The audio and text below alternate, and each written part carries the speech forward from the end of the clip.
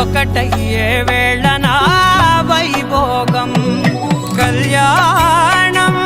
కమనీయం ఈ రెండు మనసులే రమణీయం ముడే ముళ్ళట ముడి పడుతుంటే ముచ్చట నాలుగు దిక్కుల కంట చూడ ముచ్చటైన వేడుకంట ఆ పంచభూతాల తోడుగా ప్రేమ పంచుకొనే పండగంట 6 గలల నిండుగా ఇది 100 ఏళ్ల పచ్చని పంట